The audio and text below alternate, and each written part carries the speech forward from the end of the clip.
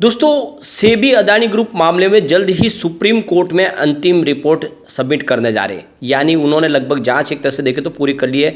अब जल्द ही वो अपनी जांच रिपोर्ट पेश करने वाले, क्योंकि समय पूरा हो चुका है जो समय दिया था सुप्रीम कोर्ट ने। लेकिन उसके पहले अदानी ग्रुप को लगा है बहुत बड़ा झटका। क्या है पूरा मामला, उसको समझने की कोशिश करेंगे और किस तरह से अदानी ग्रुप आने वाले समय इस सारी मुसीबतों से निकल जाएंगे वो भी समझने की कोशिश करेंगे। वैसे अदानी ग्रुप ने अपने लिए रास्ते तलाशने शुरू कर दिए। वो फिर से बॉन्ड्स मार्केट में एंट्री करने जा रहे, नए बॉन्ड्स अब जारी करने की तैयारी शुरू कर दी है। वैसे अदानी ग्रुप कोशिश तो पूरी कर रहे, लेकिन मुसीबतें भी है जो कम होने का नाम नहीं ले रही है और इसी वजह से शेयरों की प्राइस में भी गिरावट देखने को मिल रही है। फ्राइडे को अगर आप देखें तो 6 शेयरों में गिरावट थी, सिर्फ 4 शेयरों में ही तेजी देखने को मिली। अब आगे आने वाले समय क्या माहौल बनेगा और क्या सुप्रीम कोर्ट के फैसले के पहले ही अदानी ग्रुप में इन्वेस्टमेंट का मौका बनता है या फिर यहाँ से निकल जाना चाहिए उससे पहले ही, इन सारी बातों को जानेंगे इस वीडियो के माध्यम से। लेकिन फ्रेंड उससे पहले अगर आप पहली बार हमारे चैनल पर आए तो चैनल को सब्सक्राइब कर दीजिए, एक बेल आइकॉन दबा दीजिए ताकि जब भी नया वीडियो बने पहला नोटिफिकेशन आपको मिले। वीडियो पसंद आए तो लाइक से जरूर कीजिए। चलो फ्रेंड्स वीडियो स्टार्ट करते हैं। मैं हूँ आपका दोस्त SB दवे और हमारे अपने चैनल ऑनलाइन कमाई में आपका बहुत बहुत स्वागत है। सबसे पहले Adani ports and special economic zone की बात करें, फ्राइडे को 799 पर क्लोजिंग थी, जहाँ पे 0.39% की हमें गिरावट देखने को मिली। इसके अलावा अगर हम अदानी एनर्जी सॉल्यूशन की बात करें तो 829 पर इसकी क्लोजिंग थी, 1.11% की इसमें तेजी देखने को मिली। अदानी ग्रीन एनर्जी की बात करें, स्टॉक की क्लोजिंग 972 के आसपास थी, 0.20% की हमें गिरावट देखने को मिली, तो गिरावट कोई खास बड़ी नहीं थी। अदानी टोटल गैस की बात करें तो 649 के आसपास स्टॉक था, 0.40% की तेजी देखने को मिली। कहाँ पे तो ये स्टॉक एक समय 2000-3000 के ऊपर ट्रेड करता है, अभी ये 1000 से भी सारे नीचे है। अदानी विल्मा लिमिटेड की बात करें तो 383 के आसपास 2.73% की शानदार तेजी देखने को मिली, या यूँ कहे तो एक बाउंस बैक देखने को मिला जब खबर निकल कर आई थी कि अदानी विल्मा बिकने वाली है, वो अपनी स्टेक अदानी ग्रुप बेचेंगे। लेकिन अब उन्होंने खंडन किया तो उसके बाद यहाँ पे फिर से पॉजिटिव माहौल बना। अदानी पावर की बात करें 289 पर क्लोजिंग थी, जहाँ पे हमें 2.52% की तेजी देखने को मिली, तो काफ़ी अच्छी थी तेजी अदानी पावर में भी। अदानी इंटरप्राइजेस की बात करें 2538 के स्तर पे 0.56% की गिरावट देखने को मिली, लगभग आधा % की गिरावट थी। ACC सीमेंट की बात करें तो 1951 के स्तर पे क्लोजिंग थी, जहाँ पे 0.49% लगभग आधा % की गिरावट यहाँ पर भी थी। अंबुजा सीमेंट की बात करें तो 455 के स्तर पे 0.42% की गिरावट थी। इसके अलावा अगर हम बात करें NDTV की तो 223 के स्तर पे देखें तो कि 0.27% की गिरावट थी। तो ये गिरावट इसलिए भी थी क्योंकि बाजार में भी हमने काफ़ी बड़ी गिरावट देखी है। इस समय FI बाजार में बिकवाली कर रहे। अब इसके बीच में एक बहुत बड़ा झटका लगा है अदानी ग्रुप को। तो यहाँ पे जो बड़ी अपडेट निकल के आ रही है, अदानी पोर्ट्स एंड SEZ की auditor firm Deloitte Haskins and Sells LLP छोड़ने की तैयारी में है। तो कहा जा रहा है कि हिंडनबर्ग की रिपोर्ट की वजह से ये समय डेलोइट इस ऑडिटर फर्म के पद से अपना इस्तीफा देने की तैयारी कर रहे, क्योंकि कुछ लेन देन के ऊपर सवाल उठाए थे डिलॉइट ने, और अब जाके देखें तो उन्होंने ये इस्तीफे का कारण क्या वो तो तत्काल पता नहीं चल रहा है, लेकिन डिलॉइट ने इसके ऊपर टिप्पणी करने से फिलहाल इनकार किया है। लेकिन ये बात तो क्लियर है कि 3 से 4 दिन में वो यहाँ पे अपने पद से रिज़ाइन करने जा रहे हैं। तो सूत्रों के मुताबिक Deloitte Haskins and Sells LLP के ऑडिटर पद से इस्तीफा ने अपने फैसले के बारे में Adani ports and special economic zone को पहले ही सूचित कर दिया है और जल्द ही वो इसकी औपचारिक घोषणा की उम्मीद भी कर रहे हैं हम। Q4 में जो था 2022-23 के वित्त ऑडिटर की रिपोर्ट में डिलॉयट ने कंपनी के खातों पर अपनी टिप्पणी में 3 सौदों को लेकर सवाल खड़ा किया था। हालांकि डिलॉयट ने कहा था कि वह कंपनी के बयान को प्रमाणित नहीं कर सकते क्योंकि दावों को साबित करने के लिए कोई स्वतंत्र बाहरी जांच नहीं की गई है। डिलॉयट ने कहा था कि अदानी समूह अपने ऊपर जो आरोप लगे हैं उसकी जांच सेबी के अलावा दूसरी किसी भी स्वतंत्र जांच एजेंसी से कराना उन्होंने जरूरी नहीं समझा, जबकि ऐसे में जांच करनी थी, लेकिन वो सेबी की जांच के ऊपर ही इस समय डिपेंडेंट है और इसी को लेकर पहले से रसाकसी चल रही थी। ऑडिटर फर्म ने अदानी पोर्ट्स और अन्य यूनिट्स के बीच ट्रांजैक्शन को लेकर अपनी चिंता जाहिर की थी। डेलोइट ने एक समय यह भी कहा था कि अदानी पोर्ट्स के किए क्लेम को वेरीफाई नहीं कर पा रहे वो। डिलॉयट का ये इस्तीफा अदानी ग्रुप को फिर से चर्चा में लाके खड़ा कर देगा। यह रिपोर्ट ऐसे समय में जब सेबी हिंडनबर्ग के मामले में अपनी रिपोर्ट जमा करने वाला है। हालांकि अदानी ग्रुप हिंडनबर्ग की रिपोर्ट के आरोपों को पहले से ही नकारता आ रहा है और सुप्रीम कोर्ट के द्वारा बनाए पैनल ने भी अपनी जांच में कोई गड़बड़ी नहीं पाई थी।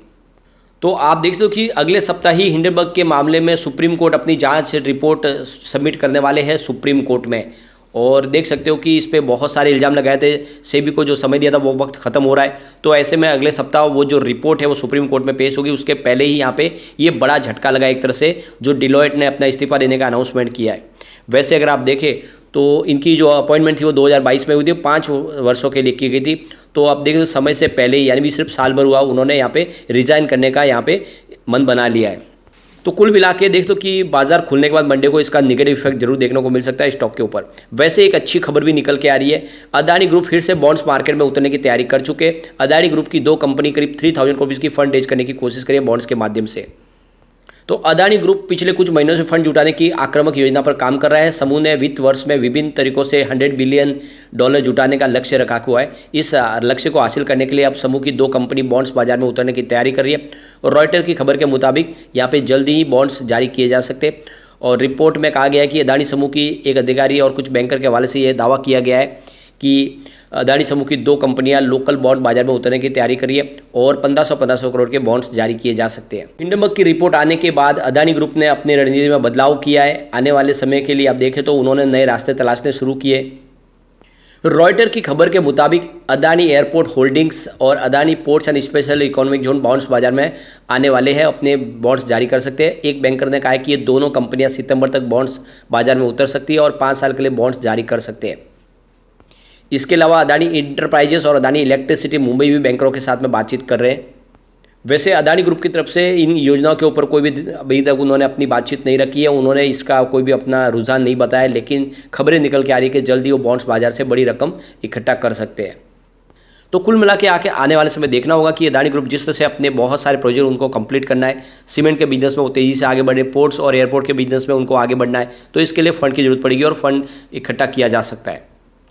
अब जैसे कि अदानी विल्मा लिमिटेड की पूरी स्टेक बेचने वाले उनकी 40% के आसपास की स्टेक बेचेंगे, जो 50% उनके आसपास की स्टेक है। तो ये जो खबर थी अब ये झूठी साबित हुई है और इसका क्लेरिफिकेशन भी आया है। अदानी ग्रुप की तरफ से कहा गया है कि वो कोई भी अपनी स्टेक फिलहाल नहीं बेचने वाले, लेकिन ये मामला इसीलिए निकल कर आया है कि अदानी ग्रुप अपने कोर बिजनेस को लेकर आगे बढ़ने वाले, ऐसा बयान आया था उनकी मैनेजमेंट की तरफ से।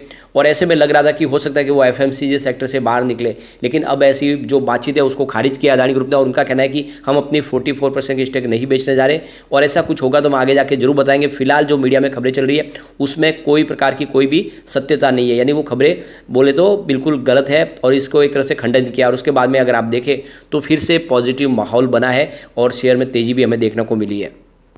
इसके अलावा एक बड़ी अपडेट और निकल के आ रही है। अदानी ग्रुप $50 बिलियन का जो ग्रीन हाइड्रोजन प्रोजेक्ट है उसको लेकर आगे बढ़ रहे हैं और उनकी मैनेजमेंट की तरफ से जो बयान निकल कर आया है कि ये प्रोजेक्ट हम कंप्लीट करेंगे चाहे टोटल एनर्जी का साथ मिले या नहीं।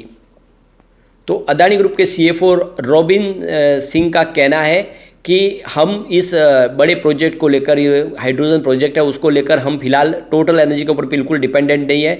अगर वो हमारा साथ नहीं देंगे तब भी हम इस प्रोजेक्ट को लेकर आगे बढ़ेंगे। तो अदानी ग्रुप फिलहाल ये बड़े जो $50 बिलियन के ग्रीन हाइड्रोजन प्रोजेक्ट को लेकर अकेले भी आगे बढ़ने को तैयार हो चुके हैं, अगर उनको टोटल एनर्जी का साथ नहीं मिला तो। ये बात क्लियरली समझ में आ रही है।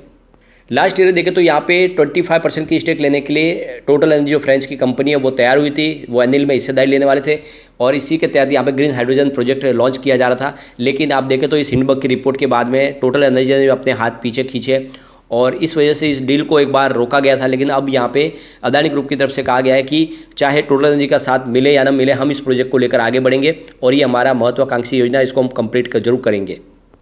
तो उनका क्लियरली कहना है कि किसी के साथ आने या न आने से हमारी योजना नहीं रुकेगी, इसको हम आगे बढ़ाएंगे। और इस सबसे जो बड़ी बात है कि इस समय हिंदुस्तान जब ग्रीन हाइड्रोजन मिशन लॉन्च करने जा रहा है और इसमें एक तरह से ये जो बड़ा योगदान है अदानी ग्रुप में, उसमें हिस्सेदार बनना चाहते हैं और ये आने वाले समय देश का भविष्य है, फ्यूचर है, तो वो चाहते हैं कि इस योजना को लेकर आगे बढ़े और इसके लिए देखें तो अदानी ग्रुप रुकने को तैयार नहीं है। लेकिन अब ये जो सामना मामला है यह सेबी की रिपोर्ट के ऊपर है। सेबी की रिपोर्ट अगर अदानी ग्रुप के फेवर में आई तो यहाँ पे एक जबरदस्त लंबी तेजी की शुरुआत हो सकती है। रिपोर्ट के अंदर कुछ कमी रह जाती है तो फिर गिरावट हो सकती है। इसलिए हमें अगले सप्ताह का इंतजार करना होगा जब सेबी अपनी रिपोर्ट पेश कर देगी, उसके बाद में आगे की रणनीति बनाई जा सकती है। फिलहाल ये जो खबर निकल गई डिलॉयट के रिजाइन का, उसका असर निकली मंडे को देखने को मिल सकता है और इसके लिए हमें इंतजार करना होगा कि आगे क्या संभावना बन सकती है। लेकिन फ्रेंड, कोई भी इन्वेस्टमेंट करने से पहले अपने फाइनेंशियल एडवाइजर से बारे ले ले या अपना खुद का रिसर्च करें, क्योंकि मैंने वीडियो आपके एजुकेशनल पर्पज के लिए ही बनाया। वीडियो पसंद आए तो लाइक से जरूर कीजिए और चैनल को सब्सक्राइब कर दीजिए।